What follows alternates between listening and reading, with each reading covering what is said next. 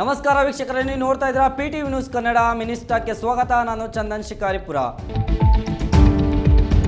ಮುಖ್ಯಮಂತ್ರಿ ಡಿಕೆ ಶಿವಕುಮಾರ್ ಅವರು ದೆಹಲಿಯಲ್ಲಿ ಆಯೋಜಿಸಿದ್ದ ಕರ್ನಾಟಕದ ಸಂಸದರ ಸಭೆ ಅಪರೂಪದ ಯಶಸ್ಸು ಕಂಡಿದೆ. ಸಭೆಯಲ್ಲಿ ಭಾಗವಹಿಸಿದ್ದ ವಿವಿಧ ಪಕ್ಷಗಳ ಸಂಸದರು ಸಭೆಯ ಉದ್ದೇಶ ಸಮರ್ಪಕಗಳನ್ನು ಒಳಗೊಂಡಿದ್ದು ಮುಖ್ಯಮಂತ್ರಿ ಅವರ ನಡೆ ಹಾಗೂ ಅಚ್ಚುಕಟ್ಟಾದ ಆಯೋಜನೆಯನ್ನು ಮೆಚ್ಚಿದ್ದಾರೆ. ಜಂತರ್ ಮಂತರ್ನಲ್ಲಿ ಸಿಜೆಪಿ ಪಕ್ಷದ ನೇತೃತ್ವದಲ್ಲಿ ನಡೆದ ವಿದ್ಯಾರ್ಥಿಗಳ ಪ್ರತಿಭಟನೆಯಲ್ಲಿ ಭಾಗವಹಿಸಿದವರ ಮಾಹಿತಿ ಸಂಗ್ರಹಣೆ ನಡೆಯುತ್ತಿದೆ. ದೆಹಲಿ ಪೊಲೀಸರು ನಡೆದಿದ್ದ ವ್ಯಾಪಕ ಪರಿಶೀಲನೆಯಲ್ಲಿ ಸುಮಾರು 2900 ಕ್ರಿಮಿನಲ್ ಹಿನ್ನೆಲೆ ಉಳ್ಳ ವ್ಯಕ್ತಿಗಳನ್ನು ಗುರುತಿಸಲಾಗಿದೆ ಎಂದು ತಿಳಿದು ಬಂದಿದೆ.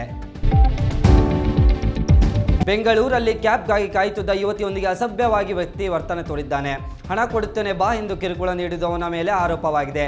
ಘಟನೆಯ ವಿಡಿಯೋ ಸಾಮಾಜಿಕ ಜಾಲತಾಣದಲ್ಲಿ ವೈರಲ್ ಆಗಿದ್ದು, ಅದನ್ನು ಗಮನಿಸಿದ ಪೊಲೀಸರು ಸ್ವಯಂ ಪ್ರೇರಿತವಾಗಿ ಪ್ರಕರಣವನ್ನು ದಾಖಲಿಸಿಕೊಂಡಿದ್ದಾರೆ.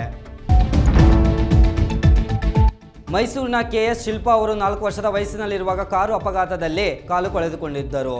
ಆದರೂ ಛಲ ಬಿಡದ ಕಠಿಣ ಶ್ರಮ ಮತ್ತು ಆತ್ಮವಿಶ್ವಾಸದ ಮೂಲಕ ಅಂತಾರಾಷ್ಟ್ರೀಯ ಮಟ್ಟದಲ್ಲಿ ಕಂಚಿನ ಪದಕ ಗೆದ್ದು ಕರ್ನಾಟಕಕ್ಕೆ ಕೀರ್ತಿಯನ್ನು ಹೆಚ್ಚಿಸಿದ್ದಾರೆ.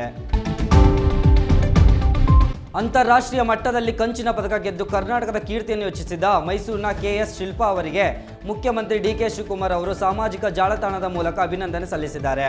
ಅವರ ಸಾಧನೆಗೆ ಕ್ರೀಡಾಭಿಮಾನಿಗಳು ಹಾಗೂ ಸಾರ್ವಜನಿಕರಿಂದಲೂ ಮಹಾಪೂರ ಹರಿದು ಬಂದಿದೆ. ಕರ್ನಾಟಕದ ಹಲವು ಜಿಲ್ಲೆಗಳಲ್ಲಿಂದು ಭಾರೀ ಮಳೆಯಾಗುವ ಸಾಧ್ಯತೆ ಇದೆ. ಕರಾವಳಿ, ಮಲೆನಾಡು ಹಾಗೂ ಉತ್ತರ ಮತ್ತು ದಕ್ಷಿಣ ಒಳನಾಡಿನ ಭಾಗಗಳಲ್ಲಿ ಗುಡುಗು ಮಿಂಚು ಹಾಗೂ ಬಿರುಗಾಳಿಯೊಂದಿಗೆ ಮಳೆಯಾಗುವ ಸಾಧ್ಯತೆ ಇದ್ದು, ಸಾರ್ವಜನಿಕರು ಎಚ್ಚರಿಕೆ ವಹಿಸುವಂತೆ ಹವಾಮಾನ ಇಲಾಖೆ ತಿಳಿಸಿದೆ. ಬೆಂಗಳೂರು ಗ್ರಾಮಾಂತರ ಜಿಲ್ಲೆಯ ದೇವನಹಳ್ಳಿಯಲ್ಲಿ ಮನಕಲುಕುವ ಘಟನೆಯೊಂದು ನಡೆದಿದೆ. ಹೆರಿಗೆಯಾದ ಕೇವಲ ಒಂದೇ ದಿನದಲ್ಲಿ ತಾಯಿ ತನ್ನ ನವಜಾತ ಶಿಶುವನ್ನು ಆಸ್ಪತ್ರೆಯಲ್ಲಿ ಬಿಟ್ಟು ಪರಾರಿಯಾಗಿದ್ದಾರೆ. ಪ್ರಕರಣ ಕುರಿತು ಮಕ್ಕಳ ಹಕ್ಕುಗಳ ರಕ್ಷಣಾ ಆಯೋಗ ಹಾಗೂ ಸಂಬಂಧಿತ ಅಧಿಕಾರಿಗಳು ತನಿಖೆ ಆರಂಭಿಸಿದ್ದಾರೆ.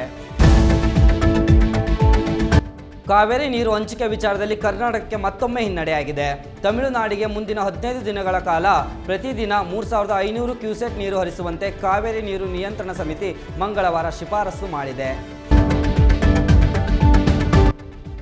ಮಂಗಳೂರು ನಗರದ ಹಂಪನಕಟ್ಟೆಯಲ್ಲಿರುವ ಶೂ ಅಂಗಡಿಗೆ ಇಂದು ಬೆಳಗ್ಗೆ ಬೆಂಕಿ ತಗುಲಿದ್ದು ಸಂಪೂರ್ಣವಾಗಿ ಭಸ್ಮವಾಗಿದೆ. ಬೆಂಕಿಯ ಕೆನ್ನಾಲಿಗೆ ಪಕ್ಕದಲ್ಲಿದ್ದ 2 ಅಂಗಡಿಗೂ ಬೆಂಕಿ ವ್ಯಾಪಿಸಿದ್ದು ಯುರೋಪ್ ಶೂ ಅಂಗಡಿ ಸಂಪೂರ್ಣ ಸುಟ್ಟು ಹೋಗಿದೆ. ಸ್ಥಳಕ್ಕೆ ಆಗಮಿಸಿದ್ದ ಅಗ್ನಿಶಾಮಕ ಸಿಬ್ಬಂದಿ ಬೆಂಕಿಯನ್ನು ಯಶಸ್ವಿಯಾಗಿ ನಂದಿಸಿದ್ದಾರೆ.